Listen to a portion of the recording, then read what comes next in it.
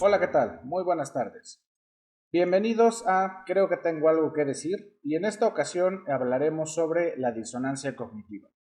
Para abordar este tema vamos a traer desde el video de la vez pasada dos conceptos que son muy importantes para este tema. El primero, que es el tema de la cultura y que habíamos definido la cultura como el conjunto de ideas, de creencias, de valoraciones, de actitudes que comparte un grupo de personas.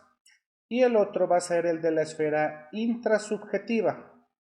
De manera paralela también trataremos sobre la esfera intersubjetiva y, como espero que recuerden, estas dos esferas son claves en la participación de la filosofía en el desarrollo del conocimiento contemporáneo. Pero bueno, entremos a tema de una vez. ¿Qué es la disonancia cognitiva? De manera muy breve, la disonancia cognitiva se entiende como un malestar psicológico que los sujetos enfrentan cuando una serie de valores, de ideas, de principios o de actitudes entran en conflicto a una misma escala dentro de sí mismo, es decir, en la esfera intrasubjetiva.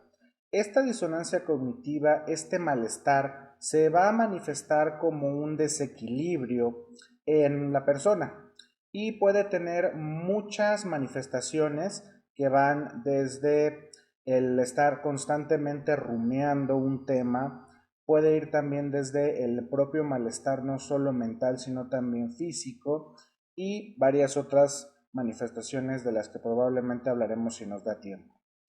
El tema de la disonancia cognitiva fue planteado originalmente en 1957 por el psicólogo estadounidense Leon Festinger y precisamente él hablaba de cómo las personas se ven constantemente sometidas a estas tensiones, a estos enfrentamientos en el interior de ellos mismos y el malestar que esto genera. Una cosa muy importante hay que tomar en cuenta que todos los sujetos, todas las personas, todos los seres humanos, venimos a un mundo preformado, es decir, que nacemos en un mundo que ya está hecho y ese mundo influye en nosotros a través de una serie de instituciones. Las instituciones en este caso serían la familia, la escuela, las fábricas, las empresas, los ejércitos, los hospitales, las prisiones, todas estas instituciones son aquellas que se encargan de reproducir la cultura. Cuando menciono estas instituciones, seguramente viene a su cabeza la obra de Michel Foucault y probablemente también estarán pensando en obras como Vigilar y Castigar del mismo autor. Sobre estos temas de las instituciones y la manera en que reproducen una cultura haremos un video más adelante. Sin embargo, por el momento hay que quedarnos con la noción de que son estas instituciones en las que los sujetos entran casi de manera instantánea, por no decir en el momento mismo del nacimiento, las que se encargan de transmitir lo que esa cultura en particular considera que es valioso, considera que es bueno, considera que se tiene que hacer, considera que es verdad. ¿Sí? Son las reproductoras de la cultura en particular. Entonces, estos sujetos, todas las personas, vamos adquiriendo un bagaje cultural constantemente y ese bagaje cultural nos va dando forma. De manera que cuando vamos entrando cada vez más a la esfera intersubjetiva, es decir, entre los sujetos, entramos en contacto con sujetos que han tenido otra formación, otro bagaje. Ahora, hay que tomar en cuenta un punto muy importante y es que este bagaje cultural ha sido modificado de manera sumamente rápida y sumamente reciente dentro de los últimos 200 años, que es básicamente desde la revolución industrial. Veamos por qué. Si bien con anterioridad las civilizaciones eran más duraderas, eran más estáticas, había pequeños cambios, sin embargo estos cambios no afectaban de fondo la manera en que las personas pensaban, sentían, creían y actuaban.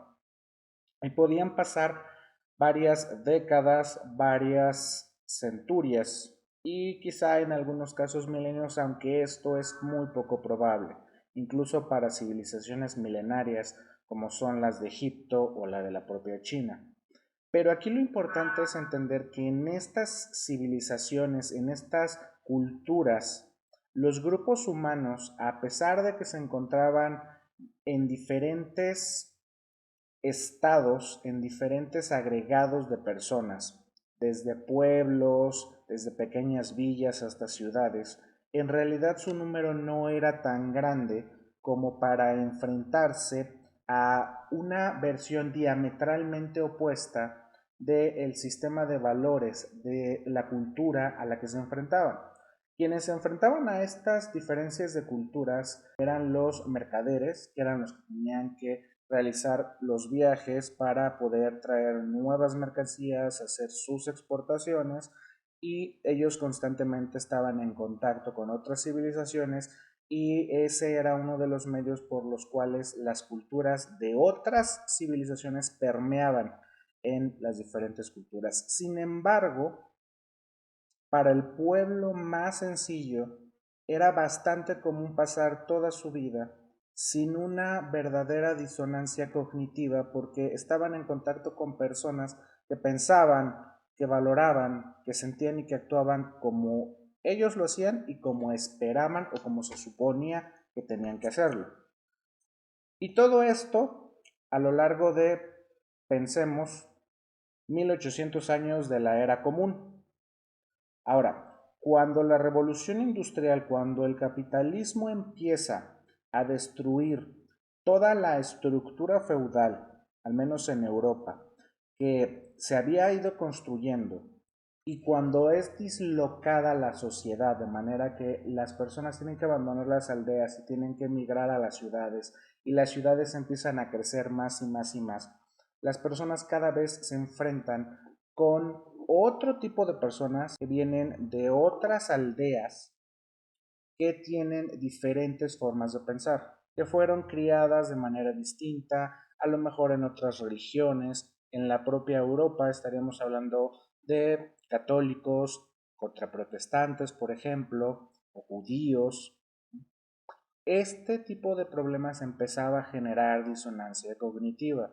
Sin embargo, todavía no había alcanzado su apogeo, que podemos decir que este apogeo se alcanza dentro de lo que son los últimos 30 o 40 años, es decir, en una época de globalización masiva en la que los medios de comunicación, en lo que las tecnologías de la información y la comunicación han hecho más pequeño el mundo y han hecho que se avance a un mayor ritmo en estos cambios y en estas confrontaciones con personas que piensan diferentes, con actitudes que nos van a generar esta disonancia cognitiva, este malestar.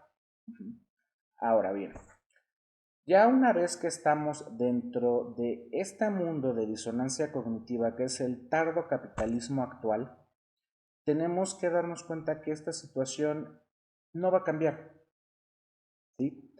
La disonancia cognitiva va a estar presente a lo largo de nuestras vidas, ya nos va a acompañar, o al menos eso es lo que parece, en los siguientes años, décadas o siglos de desarrollo de la humanidad. Entonces, ¿qué herramientas se pueden utilizar para disminuir el malestar cognitivo al que nos enfrentamos? Pues hay varias. Dentro de una que es muy importante es que, irónicamente, en el mundo globalizado las comunidades que son cerradas, que son particularistas, empiezan a tener un auge, empiezan a surgir como varias burbujas dentro de una gran burbuja. Estas comunidades las encontramos en Internet, en Facebook, en Instagram, en Reddit, en muchas localidades dentro de la propia ciudad. Por ejemplo, en la Ciudad de México tenemos ciertos tipos de barrios en donde personas que tienen bagajes culturales similares se van a reunir con ellas, y al estar en reunión con personas que piensan, sienten, actúan y juzgan de manera igual, su disonancia cognitiva es mucho menor. Pero siempre, cuando una persona externa a ese grupo entra en contacto con ellos, para esa persona que entra en contacto con ellos y para ellos mismos va a haber disonancia cognitiva. Va a surgir un problema que puede ser grande o puede ser pequeño, pero que va a tener que buscar una solución. Va a haber este malestar. Este malestar de la disonancia cognitiva podría formar parte de una nueva forma de entender el malestar en la cultura del siglo XXI. Ahora, ya encontramos que una de las maneras en las que podemos lidiar con la disonancia cognitiva es reunirnos con personas que piensan, sienten, juzgan y actúan como nosotros. Sin embargo, también hay varias otras. Por ejemplo, está la evasión. Simplemente evadir el problema. Me enfrento a una situación de disonancia cognitiva, mejor le doy la vuelta, no me enfrento a ella, trato por todos los medios posibles de hacerla a un lado. Sin embargo, el problema va a seguir presente ahí.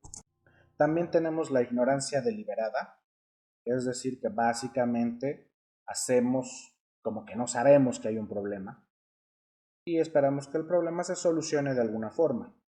Y finalmente, y lo que es la forma más sana de enfrentar esta disonancia cognitiva, pues es la resolución de las contradicciones entre las ideas que se están enfrentando, entre las creencias que se están enfrentando y el desarrollo de nuevas ideas y el desarrollo de nuevas actitudes. Podemos decir que esta es la forma más madura de enfrentar la situación. La confronto, la analizo, veo qué soluciones hay y entonces cambio. A diferencia de simplemente darle la vuelta, a diferencia de buscar gente que piense igual que yo, a diferencia de ignorarla deliberadamente, lo que hago es enfrentarla y buscarle la solución y ver de qué manera genero nuevas ideas y nuevas actitudes para solucionar el problema. Ahora se estarán preguntando tal vez, ¿qué ejemplos de disonancia cognitiva podemos encontrar? En realidad hay varios, hay muchísimos, pero algunos de los ejemplos que les quiero dar de estas disonancias cognitivas son, por ejemplo, los siguientes. Imaginen una persona que es sumamente creyente en la monogamia. Para ella esa es una virtud suprema. Para esta persona, la idea de estar casada para siempre con una persona a la que supuestamente ama y va a amar toda su vida es vital para su existencia. Pero, oh sorpresa, conoce a otra persona y se enamora de ella. Esta persona va a enfrentar una disonancia cognitiva en decir, estoy completamente enamorado de esta nueva persona, pero estoy casado y para mí el estar casado y estar siempre monógamo es algo sumamente importante. ¿Cómo voy a resolver ese problema? Puede acudir a cualquiera de las estrategias que vimos, la evasión, la ignorancia deliberada o enfrentarse al problema y tratar de encontrarle la solución a la contradicción en la que se enfrenta. Otro ejemplo, estamos trabajando en algo que odiamos porque resultó que para nuestra situación actual ese fue el único trabajo que encontramos. Eso genera demasiada tensión emocional, demasiada tensión cognitiva y hay que ver la forma de resolverla. Podemos hacernos tontos y decir, bueno, al fin, ya que. O también podemos pensar, decir, bueno, esto solo es un momento en mi vida, trataré de hacerlo lo mejor posible, pero siempre seguiré buscando la manera de buscar un nuevo trabajo. O también podemos simplemente decir, ay, al diablo, ya estoy aquí, ya no puedo hacer nada, así que pues ya me jodí. Esa también es una forma de disonancia cognitiva. Otro ejemplo es la persona que es sumamente religiosa y que se enfrenta ante los hechos de que la ciencia demuestra que un dios o dioses no son necesarios para que exista la vida y para que exista el ser humano. Muchas personas se enfrentan a esta disonancia cognitiva y lo que hacen es recurrir a la ignorancia deliberada, a la evasión. Se aferran simplemente a su fe más allá de que los hechos demuestren que una divinidad no es necesaria. Otro tipo de disonancia cognitiva es estudiar una carrera en la que pensamos que nos gustaría mucho trabajar, pero cuando trabajamos en ella resulta que no nos gusta realmente trabajar ahí. Ese es un grave problema que de nuevo se tiene que solucionar porque la ansiedad que genera, el malestar emocional que genera es sumamente importante y sumamente dañino para la persona. Como vemos, la disonancia cognitiva se presenta en todos los campos y a todas las personas dentro de este mundo tardo-capitalista globalizado. ¿Cómo solucionan ustedes sus disonancias cognitivas? Pues en este caso yo los invito a que hagan una parada en su vida cuando encuentran estas disonancias cognitivas, que las analicen, que vean qué posibilidades pueden tener para solucionarlas y que si definitivamente sus problemas de disonancia cognitiva son muy fuertes, acudan a terapia. Pero bueno, eso es todo lo que tenemos esta semana. Por favor, les pido todo lo que se supone que hagan aquí en YouTube. Si les gustó este video, denle like, compartan, suscríbanse, dejen algún comentario, alguna pregunta, alguna sugerencia. De manera que, como cada semana, Carpe diem, Juan minimum credula postero. Me hicieron un comentario de que dijera en español qué significa esta última frase que digo en latín. Es de Horacio, escritor latino, y significa aprovecha el día y deja lo menos posible a la suerte. Ya lo saben. Hasta la próxima.